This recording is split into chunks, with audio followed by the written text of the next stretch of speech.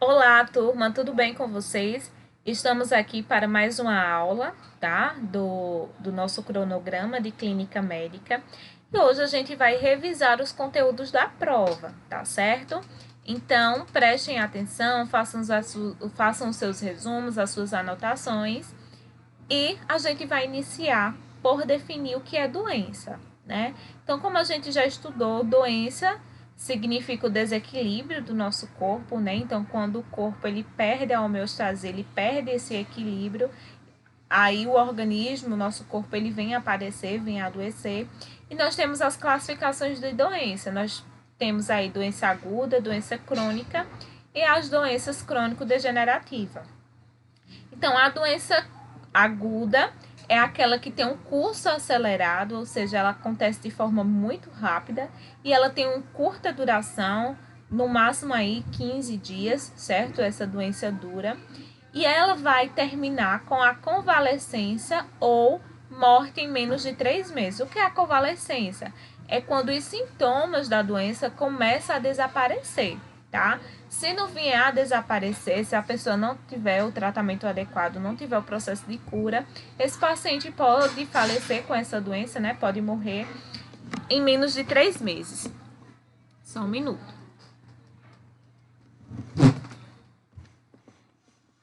E aí, a maioria das doenças agudas, elas vão se caracterizar em várias fases, que vamos ter aí, né? Início súbito, ou seja, um início de uma hora para outra, e o desenvolvimento da doença é muito acelerado, muito rápido.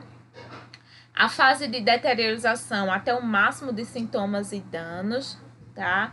Manutenção dos sintomas e possivelmente novos picos, a doença aguda tem a característica, e convalescência, que é o estado em que a pessoa ela começa a apresentar uma melhora, tá? Ou seja, não há sintomas específicos, mas a pessoa ela ainda não se recuperou totalmente. Já a doença crônica são aquelas doenças que não são resolvidas em um tempo curto, tá? Essas doenças não vão colocar em risco a vida das pessoas num prazo curto do tempo, tá? Por isso, por não colocar em risco a vida dessas pessoas, não são consideradas doenças de emergências médicas, tá? Mas elas são extremamente sérias, elas necessitam de um acompanhamento, de um tratamento adequado. Então, são doenças que vão incluir as condições, né, em que um sintoma ele vai persistir no organismo continuamente, ou seja, uma vez eu tenho uma doença crônica, eu não tem cura, tá? Tem tratamento. E mesmo não pondo em risco a saúde física, essas doenças elas são muito incomodativas porque a pessoa que tem essa doença não tem a mesma qualidade de vida se fosse saudável, tá? O exemplo de doenças crônicas são as asmas, hipertensão, as doenças de Parkinson e etc. Outro tipo de doença é a crônico-degenerativa, tá? A característica dessa doença é que ela tem uma evolução lenta e progressiva, tá? Ela é irreversível, ou seja, ela não tem cura. Uma vez que eu a tenho, vou ter ela para sempre, tá? E ela pode ter também outra característica marcante das doenças crônico-degenerativas, é que ela tem um período de latência assintomático, tá? O que é isso? Ela muitas vezes está dentro do meu organismo, ok? E não apresenta nenhum sintomas. Os sintomas elas só vêm começar a aparecer na minha fase adulta, certo? Ou na minha velhice, certo? Então, é uma doença que está já dentro do meu organismo, mas por ela ser lenta, né? Por ela ser progressiva, os sintomas dela só vão aparecer mais tarde. E é por isso que a maioria das doenças crônico-degenerativas, elas são de cargas genéticas, ou seja, elas são adquiridas, né, pela carga genética, pela carga familiar. Então, pessoas que têm familiares, principalmente familiares de primeiro grau, que têm algumas dessas doenças crônico-degenerativas, deve fazer supervisão, né, do seu estado de saúde para saber se tem aquele gene daquela doença ou não, ok? Exemplo de doença crônico-degenerativa, nós vamos ter doença de Alzheimer e esclerose múltipla. As causas da doença, né? Então, As doenças, elas podem ser infecciosas. Que são doenças infecciosas? São aquelas causadas por micro-organismos, como, por exemplo, vírus, fungos, bactérias, né, parasitas. A maioria das doenças infecciosas, elas podem ser transmitidas de uma pessoa para outra, tá? E também vamos ter as doenças não infecciosas, tá?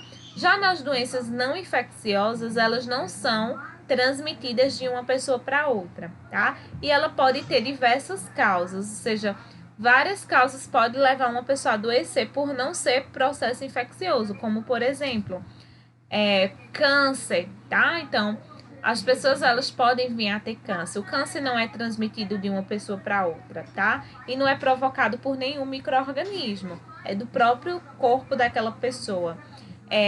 Outro exemplo de doenças não infecciosas, né? Uma pessoa vem adoecer porque sofreu uma violência ou porque sofreu algum acidente de trânsito, tá? Então, são causas não infecciosas que também levam a pessoa a adoecer.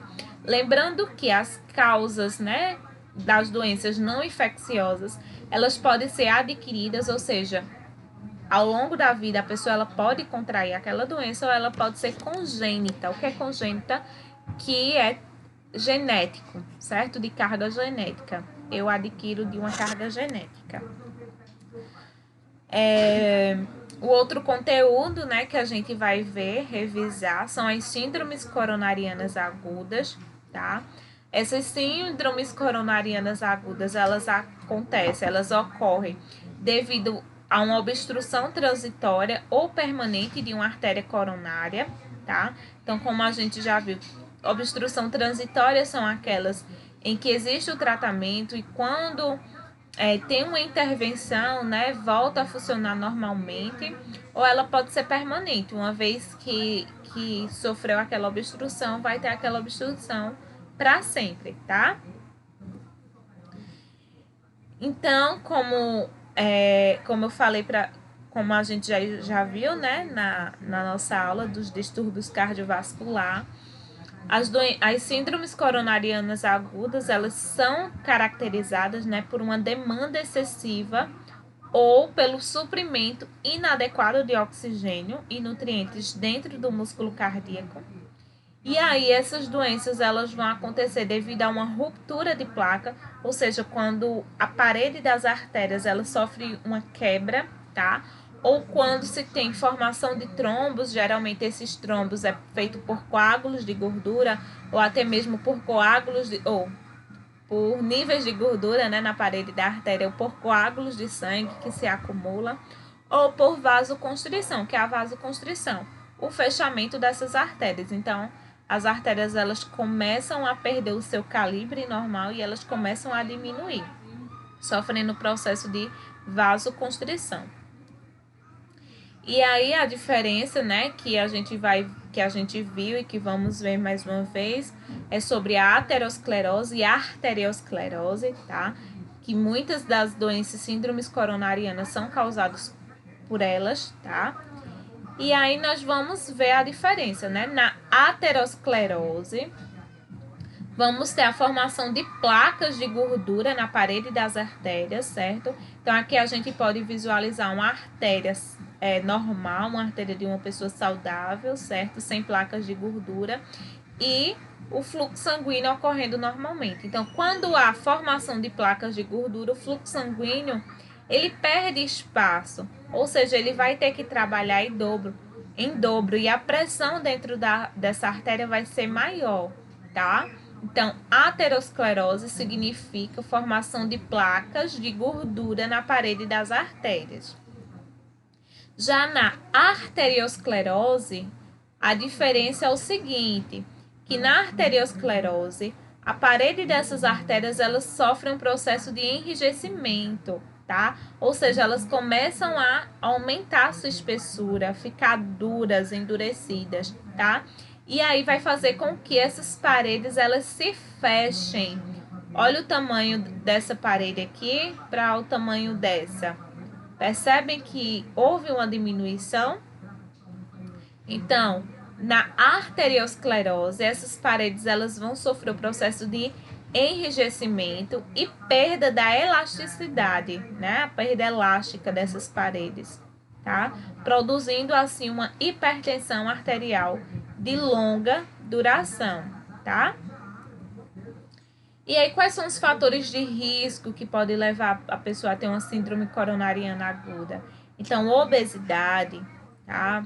Sedentarismo, tabagismo, pessoas que têm hipertensão arterial, que não fazem tratamentos e nem têm uma qualidade de vida, né, com alimentação saudável, com exercícios físicos, os diabéticos e dietas, né, com alto teor de sal e gordura.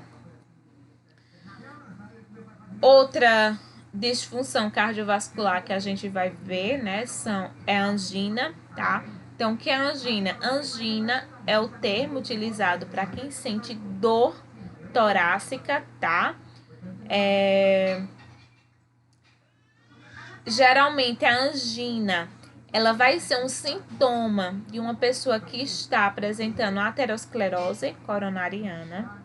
Então, é um sintoma típico de doença arterial coronária. Mas, né, em alguns casos, a pessoa ela pode vir sentir a dor no peito, essa angina, por algum tipo de cansaço, né, um esforço físico, arritmia ou síncope, que é a perda da consciência. Dependendo da gravidade, é possível tratar, certo? Essa angina, ela pode ter tratamento, e esse tratamento pode ser por uso de medicamentos, por procedimento cirúrgico ou por angioplastia. E aí nós vamos ter, né, a diferença da angina estável para a angina instável. Então, na angina estável é aquela angina, né, que geralmente acontece a dor no peito após esforços físicos, e essa dor vai desaparecer após a pessoa descansar, né, tiver em repouso. É a forma mais comum, certo, das anginas. Normalmente vai acontecer, né, em situações de esforço, como por exemplo subir escadas ou durante algum exercício físico que aquela pessoa venha fazer. E aí essa dor vai acontecer por quê? Porque o coração, né, vai receber uma quantidade insuficiente de oxigênio do que realmente ele precisa, porque o sangue que vai ser bombeado não vai ser suficiente. Então, se não tem sangue suficiente, não tem oxigênio suficiente para manter o órgão, né? Manter o coração. Essa dor, ela desaparece com o repouso, e essa dor, ela também pode ser desencadeada por fatores emocionais, tá?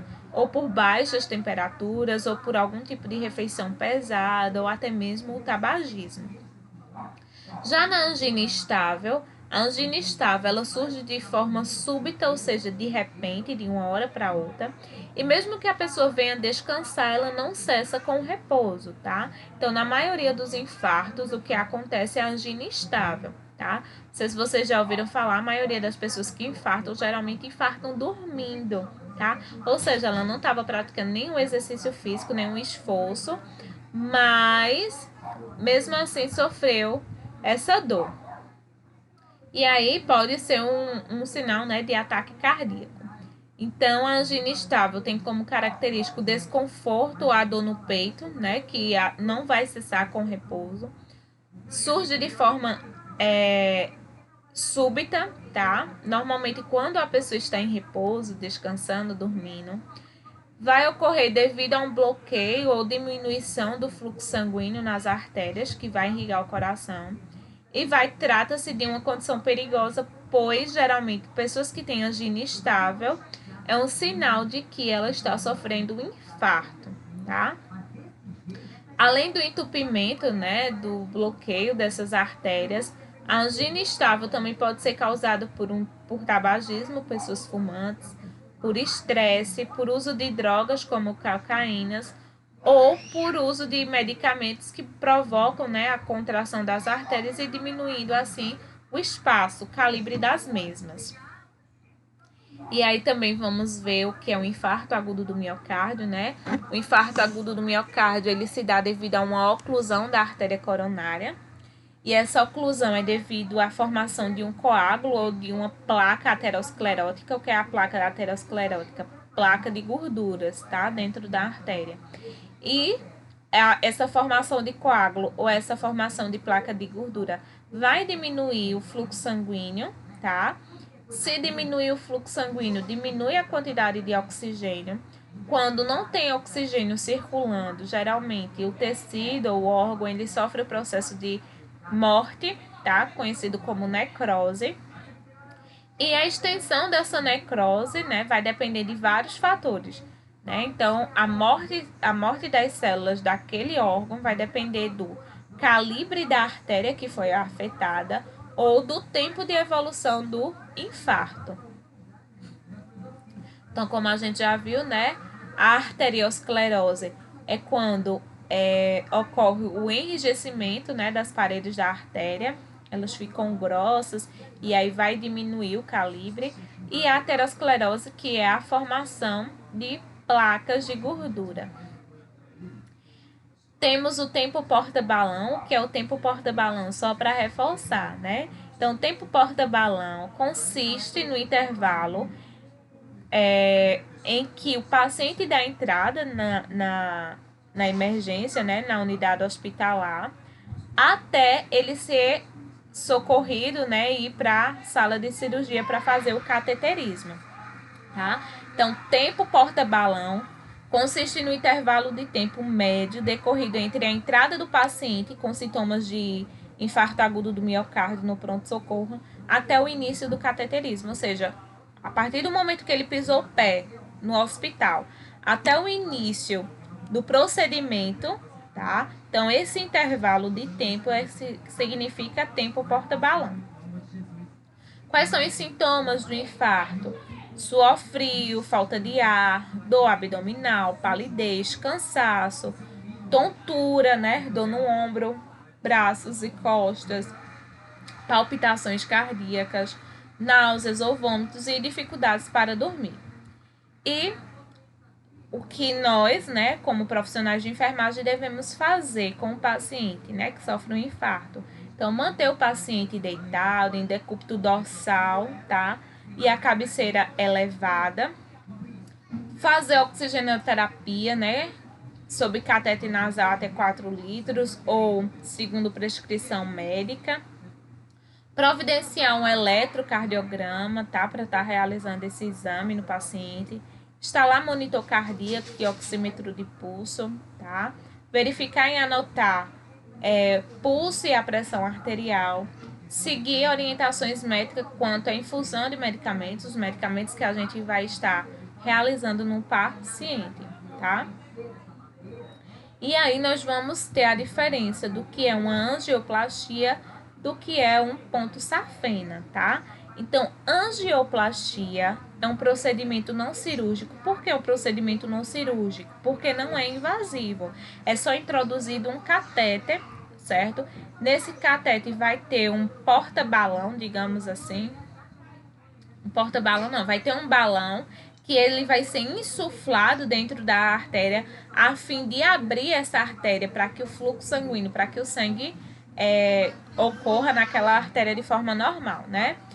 Então, é um procedimento não cirúrgico no qual o catéter ele vai ser usado para abrir uma artéria que esteja obstruída ou que esteja estreitada, tá? E vai colocar-se o quê? Um implante, certo? Conhecido como stent, que é como se fosse uma redezinha, tá? Ele é como um guarda-chuvazinho, tá? Que vai ser introduzido lá na artéria coronária. Deixa eu mostrar aqui a foto a vocês. Então, aqui nós temos o catéter. Esse catéter vai com esse stent, que é essa redezinha. Então, quando ele identifica o local em que a artéria ela está bloqueada, né? O local do bloqueio, o profissional ele insufla esse stent para ele se abrir como se fosse um guarda-chuva, tá? Retira-se o catéter e fica apenas o stent mantendo a artéria aberta. E vamos ter a ponte de safena, tá? Já a ponte de safena ela é considerada um procedimento cirúrgico, por quê? Porque é invasivo, O ponto safena, ele vai servir para redirecionar o fluxo de sangue, tá? E vai ser através de um enxerto de vaso sanguíneo, ou seja, retira-se um pedaço de uma veia lá da perna, tá? E esse pequeno pedacinho de veia, né, conhecido como enxerto de vaso sanguíneo, ele é implantado, tá, na artéria do coração, para que o fluxo sanguíneo, né, seja redirecionado, ou seja, o sangue ele não vai percorrer mais pela artéria que ficou obstruída ou danificada, tá, ou estreitada. Então, coloca-se essa veia, né, de safena a fim de redirecionar. Então, antes passava por um local, agora vai passar por outro, tá? E aí os enxertos, eles são coletados da própria artéria. Então, pode ser da artéria mamária ou artéria radial, ou através da veia safena do paciente, que é a da perna, que é a mais utilizada. Também vamos ver quais são as doenças infecciosas do coração. Então, uma das mais conhecidas é a endocardite e a miocardite. Então, a gente vai conhecer a endocardite. Lembrando, o nosso coração ele é revestido por paredes, correto? Então, a parede interna do coração é chamada de endocárdio. A parede média, tá? Miocárdio, e a parede externa, pericárdio. Então, endocardite vai ser a infecção da parede interna do coração, tá? Pode envolver, né, cavidades e válvulas cardíacas, tá? Nessa infecção. Então, é um processo infeccioso do endocárdio, da parede do coração interno. Pode envolver, né, as cavidades cardíacas. Quando eu falo em cavidade cardíaca, eu estou falando de átrios e ventrículos e também das válvulas. Essa infecção pode ser causada por invasão direta de bactérias ou de outros tipos de micro-organismos provenientes de uma contaminação da corrente sanguínea. Normalmente, essa doença vai acontecer porque uma bactéria ou algum germe de outra parte do corpo, tá? Por exemplo, como a boca, se espalha, entra no sistema sanguíneo e se ligam, né, nas áreas afetadas do coração. Geralmente, a endocardite ela não vai dar em pessoas saudáveis, em pessoas que têm boas condições de saúde, principalmente pessoas que têm um coração saudável. Geralmente a endocardite ela é prevalente em pessoas que já têm alguma anomalia cardíaca, que já tem alguma disfunção cardíaca, tá? Aí, quando o sangue passa dos átrios para os ventrículos, as válvulas vão impedir a volta desse sangue, mantendo o fluxo sempre nas mesmas direções. Então, essa é a função das válvulas cardíacas, tá? É direcionar o sangue dos átrios para o ventrículo. Então, são estas válvulas que podem ser infectadas por essas bactérias, por fungos, por vírus ou outros micro-organismos. E se ela não for tratada, a doença ela pode danificar ou destruir as válvulas do coração, tá? Trazendo consequências para o resto da vida. Também vamos ter a miocardite, que é uma inflamação da parede miocárdica do coração, tá? Resultante de algum processo infeccioso de origem viral, como por exemplo cachumba, gripe, rubéola, ou parasitária, como por exemplo as doenças de Chagas, radiativa, como radioterapia, ou por agentes tóxicos, como chumbo e outras drogas, como cocaína.